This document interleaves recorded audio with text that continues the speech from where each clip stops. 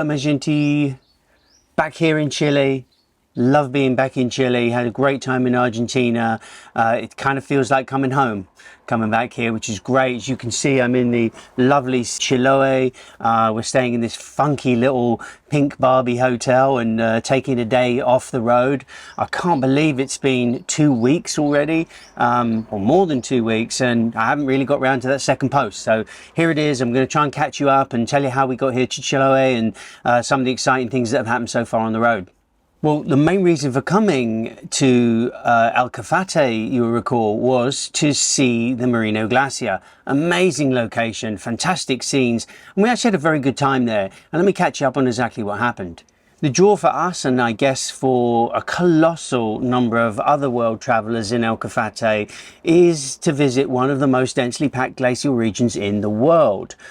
As you can see on the map, the southern Patagonia ice field, it sits across Chile and Argentina, and it actually feeds 48 separate glaciers. So there's plenty here to choose from, and it's the geological history of the place that answers the question, why are there so many glaciers right here? And of course, for glaciers to form, you need snow and ice, which means mountains and water. And guess what? West coast of Chile, it's got more of both of those than just about anywhere else in the world. But the whole process of mountain building here in Patagonia, and in fact anywhere else on the planet, it starts with plate tectonics. And here, that means the smashing of the massive Nazca Pacific plate into the continental South American plate. Big deal, happening over many years. In fact, after about 30 million years of mountain building, the process has created the awe-inspiring Andes mountain range that's drawn us here in the first place. And some of the biggest mountains, some of the most epic rock, and some of the most amazing landscapes in the world. So you've got the largest mountain range in the world, holding back the largest ocean in the world, the Pacific, and that's going to create the largest glacial field anywhere outside of the North and South Poles. As I'm sure you already know, due to the spinning of the Earth, we get the jet stream, that near perpetual atmospheric wind pattern that blows all of the planet's weather from left to right, from east to west, all across the surface of the planet. So this kind of ever-present westerly wind here in Patagonia, it picks up moisture from the Pacific, rises it up over the Andes and chucks it down as rain and snow. And repeat this cycle for 10,000 years and it creates an ice sheet.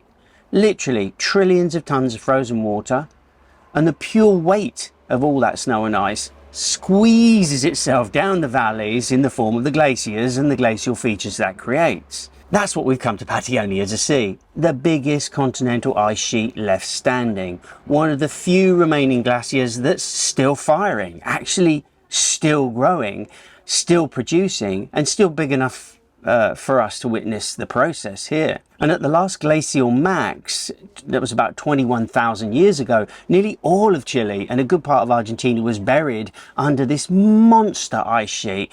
And I do mean buried. Just imagine 3/4 of a mile of ice right above where my bike's standing right there. Just amazing. Just absolutely amazing. And the Perito Moreno Glacier is the star attraction in this location. And to get to see it, you have to take a government-approved tour boat out across beautiful Lake Argentino, the largest body of fresh water in Argentina. And it's a spectacular boat ride out across the truly epic piece of water. The lake that covers some, I think it's about 546 square miles, and it's nearly 500 meters deep. And the wind? Oh, what a shame I couldn't fit kite gear on my bike, because this place is super windy.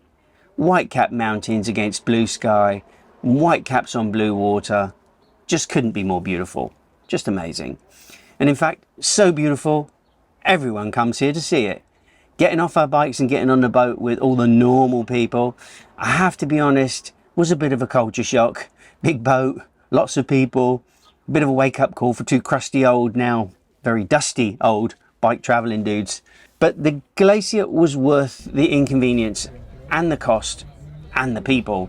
Approaching the ice face from a way out on the boat, it looked like a mirage. It was a tiny white strip glowing as the boat pushed against the wind and the waves to get there.